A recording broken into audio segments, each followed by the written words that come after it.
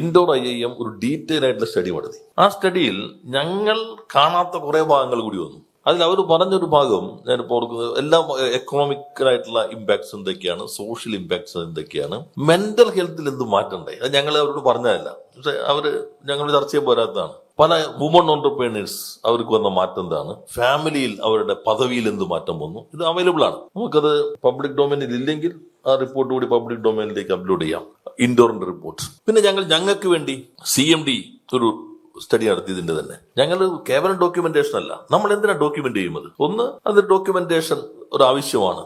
രണ്ട്, ആ ഒരു പ്രോപ്പർ അനാലിസിസിലൂടെ what is to be done further, അത് പ്രധാനപ്പെട്ടതാണ്. അപ്പൊ അതിന്റെ ഭാഗമായിട്ടാണ് ഞങ്ങൾ CMD ഇതിൽ ഒരു കാറ്റഗറൈസേഷൻ നടത്തി. സഫർ ചെയ്യുന്നത് എത്ര, പിടിച്ചാലും രക്ഷപ്പെടാത്ത എത്ര ശതമാനമുണ്ട്, പിടിച്ചും തള്ളിയാൽ കയറി വരാവുമ്പോൾ എത്രയുണ്ട്, തന്നെത്താൻ മുന്നേറുമ്പോൾ എത്രയുണ്ട്, പുഷ് ചെയ്താൽ അടുത്ത സ്കെയിലിംഗ് അപ്പിന് പറ്റുമ്പോൾ എങ്ങനെയുണ്ട്, അങ്ങനെ ഒരു കാറ്റഗറൈസേഷൻ നടത്തി. CMDയുടെ സ്റ്റഡി ഉണ്ട്. ഇന്ത്യയിൽ 30 to 40% ആദ്യ വർഷം പൂട്ടിപ്പോകും. അതാണ് ഇന്ത്യയുടെ പൊതുസ്ഥിതി. 30 to 40% ആദ്യ വർഷം അത് പൂട്ടിപ്പോകുമെന്നുള്ളതാണ് അതിന്റെ ഒരു കണക്ക് എന്നുള്ളത്. ഞങ്ങൾ തുടക്കത്തിൽ തന്നെ ഇത് പറഞ്ഞിരുന്നു. കാരണം നമ്മുടെ നാട്ടിലെ ആളുകളുടെ രീതി അനുസരിച്ച് തുറക്കുമ്പോൾ ആരും അന്വേഷിക്കാനിടയില്ല, പൂട്ടുമ്പോഴാണ് വല്ലാത്ത ആവേശത്തിൽ അന്വേഷിക്കാൻ സാധ്യതയുള്ളതുകൊണ്ട് what is the national status എന്നുള്ള ആദ്യമേ ഞങ്ങൾ പറഞ്ഞിരുന്നു. 30 to 40% അടയാൻ സാധ്യതയുണ്ട്. എന്നാൽ നമുക്കിപ്പോൾ അത് ഏറ്റവും ലേറ്റസ്റ്റ് ഞങ്ങളുടെ സർവേ ഉണ്ട്, നമ്മുടെ ഇന്ത്യൻസ് എല്ലാ പഞ്ചായത്തിലും നടത്തും. എങ്ങനെയുണ്ട്, എന്തെങ്കിലും പ്രശ്നമുണ്ടോ? ഇപ്പൊ 9% എത്തി അല്ലേ ഈ വർഷം. ഫസ്റ്റ് ഇയർ 15% എത്തി, 15%. എന്ത് ചെയ്തു ഞങ്ങൾ?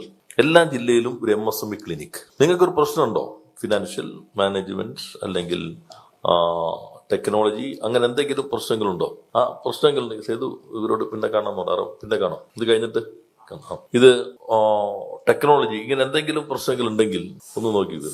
എന്തെങ്കിലും പ്രശ്നങ്ങൾ ഉണ്ടെങ്കിൽ അവർക്ക് ക്ലിനിക്കിൽ ചെല്ലാം. ക്ലിനിക്കിൽ ചെന്നാൽ ഒരു പാനൽ ഓഫ് എക്സ്പെർട്സ് ഉണ്ട്, പാനൽ ഓഫ് ഇൻസ്റ്റിറ്റ്യൂഷൻസ് ഉണ്ട്. അഡ്വൈസ് തേടാം, ഗവൺമെന്റ് റെന്യൂമറേഷൻ കൊടുക്കും. ഒരു തവണ പോയിട്ട് രക്ഷയില്ല, അടുത്ത തവണയും പൊക്കോ. ചിലത് നമ്മൾ എത്ര വിചാരിച്ചിട്ട് രക്ഷപ്പെടുത്താൻ പറ്റില്ല. അപ്പൊ അങ്ങനെ നമ്മൾ ഈ ഗവൺമെന്റ് കേരളത്തിൽ വ്യവസായം അന്തരീക്ഷം ശക്തിപ്പെട്ടു എന്ന് പറയുമ്പോൾ തുടങ്ങുന്നവരെല്ലാവരും കയറി പോകുന്നു പറയാൻ പറ്റില്ല.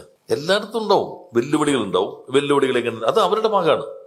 ഏത് പ്രൊഡക്റ്റ് നിങ്ങൾ തിരഞ്ഞെടുക്കുന്നു, ഏത് വഴിയിലൂടെ പോകുന്നു, വരുന്ന ക്രൈസിസിനെ എങ്ങനെ നിങ്ങൾ നേരിടുന്നു, പോസിറ്റീവ് ഓപ്പർച്യൂണിറ്റീസ് എങ്ങനെ നിങ്ങൾ യൂട്ടിലൈസ് ചെയ്യുന്നു, ഇങ്ങനെ വളരെ മൈക്രോ മാക്രോ പ്ലാനിങ്, ഇംപ്ലിമെന്റേഷൻ, ഇതെല്ലാം അവരെടുത്തേണ്ടതാണ്. നമുക്ക് ഫെസിലിറ്റേറ്റ് ചെയ്യാനേ പറ്റുള്ളൂ ഗവൺമെന്റ്. അപ്പൊ ഈ ക്ലിനിക്, പിന്നെ ഞങ്ങൾ നോക്കിയപ്പോൾ ചിലർ ആവേശത്തിൽ അങ്ങ് തുടങ്ങുന്നവരുണ്ടാവും. അവർക്ക് GST റിട്ടേൺ എന്തെന്ന് അറിയില്ല, ഫിനാൻഷ്യൽ സ്റ്റേറ്റ്മെന്റ് എങ്ങനെ പ്രിപ്പയർ ചെയ്യണമെന്ന് അറിയില്ല. അപ്പോഴാണ് നമ്മൾ ICAA CA സംഘടനയുമായിട്ട് ചേർന്നു ഒരു ഫ്രീ ഹെൽപ്പ് ഡെസ്ക്.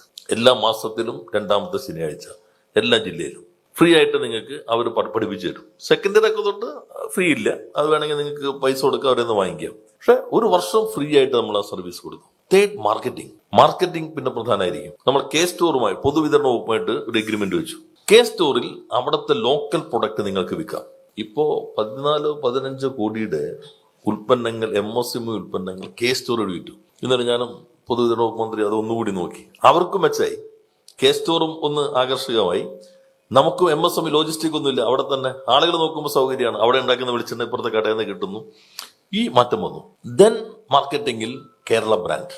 ഇപ്പോ വെളിച്ചെണ്ണ നമ്മൾ ഫസ്റ്റ് കൊടുത്തു, നന്മ Kerala brand. Ethical and quality standards regulatory ഏജൻസീസിന്റെ.